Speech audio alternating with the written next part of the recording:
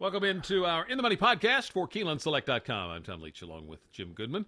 And our final feature race for this week is a non-winners of one allowance on the Sunday card. It's the 8th race. It's for 2-year-olds going 6.5 furlongs.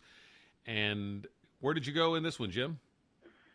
Well, I went to one of my favorite handicapping angles with the horse that David Flores is riding, Chippewa White Chief. And this race is written for 2-year-olds which have never won a race other than, or which have never won 2 races. And the other horses in here, besides this one, have only won 1 race. And Chippewa White Chief has run 5 times at Presque Isle, another one of my favorite angles. The Presque Isle horses are continuing to do very well at Keeneland. And this horse has 2 wins and a second from 5 starts, and actually 2 wins and 2 seconds. Been in the money every time. So, given the history of the horse, Greg Compton is an 18% trainer, 29% with 2-year-olds. I really like Chippewa White Chief in here. I think there's a lot of reasons to like him. The other horse I looked at in here that I can't figure out is High Roll. He runs on the Poly at Arlington and Maiden Special Weight, wins by 3 3/4, just won easily. Comes back and throws a complete clunker in the Arlington, Washington Futurity, who was beaten by Solitary Ranger, came back and ran last week in the Breeders' Futurity at Keeneland, did not win here on that crazy track. But that horse came back actually favored in that race, so was favored in a grade 3, dropping down to allowance. So that's my 2 top choices in here. Slight advantage to Chippewa White Chief just because he's won 2, but I can certainly make a case for High Roll being the favorite in here.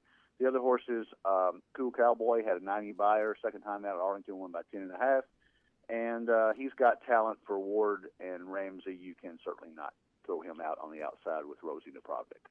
And that's where I'm going. He's got talent. I like the way he's working, and I happened to see his debut when he won at Churchill, and was I thought very impressive that day. And then they threw him into a stake on the turf and ran okay. And now he's laid off since then. And I'm going to pick he's got talent to get the money here and use him with the 4, the 3, and the 2 in exactas. Let's take a look at the late pick 4, which starts in race 6 on the Sunday card. And I thought this first 2 legs, I had trouble coming up with a solid favorite or 2. In fact, in the 6th race, there were 2 horses for the website. I actually, in my picks, I advocated betting 2 win bets on the 6 and the 7, Unstoppable Colby and Roll All Night, one for Lucas and one for Dallas Stewart. Both, I think, at 8-1. I thought either of those had a shot in just kind of a wide-open race. So for the pick 4, I'm using the 6, the 7, plus the 9, 11, 12.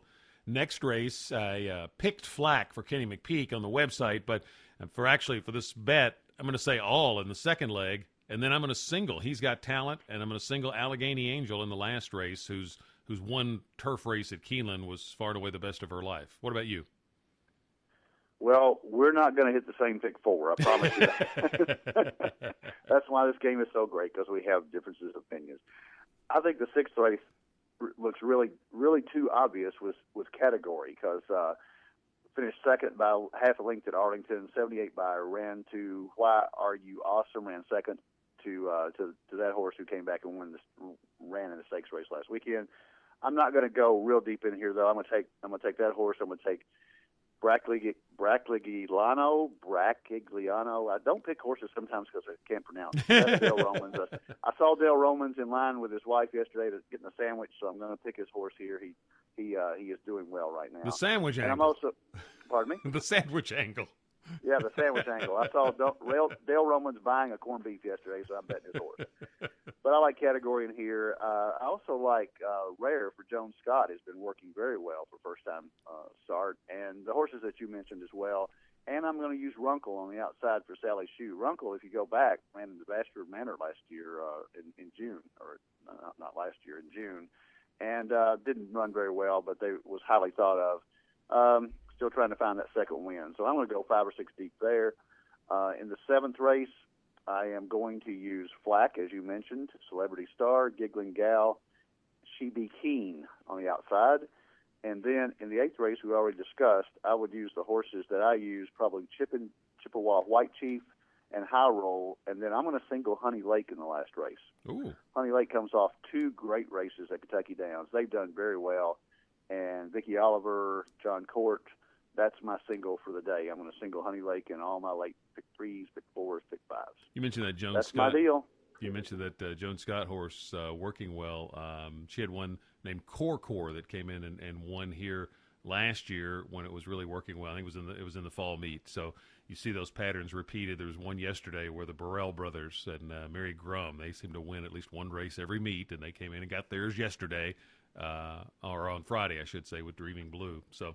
And Core horses are all ran back very well. We remember that. Yeah. In fact, Giggling Gal is one of the horses that came out of that key race from last fall. So you watch for those patterns that tend to repeat themselves at a meet like Keeneland, where people really point their horses for that meet. Jim, best of luck to you. Best of luck to all of our listeners. We'll be back on Wednesday when the race meet resumes for more In the Money podcasts here at KeenelandSelect.com.